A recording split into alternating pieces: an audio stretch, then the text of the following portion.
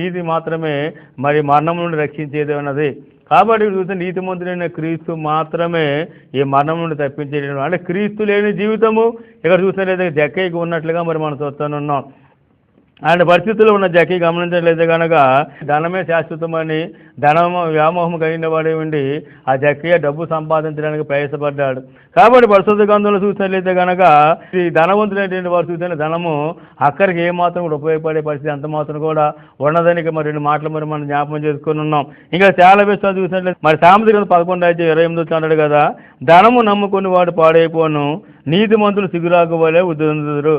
డబ్బు మీద తాపత్రయం కలిగి ధనాపేక్ష కలిగిన వారు చూసిన దాన్ని నమ్ముకున్నటువంటి వారు పాడైపోతారు. కానీ నీతిమంతులైతే మాత్రం అనగా యేసుక్రీస్తునందు విశ్వాసం ఉంచి నీతిమంతులు తీర్చబడిన వారు అయితే కనుక వారు ఎలాగొంటే సిగురాకు వల్ల వారు వృద్ధి పొందుతారు.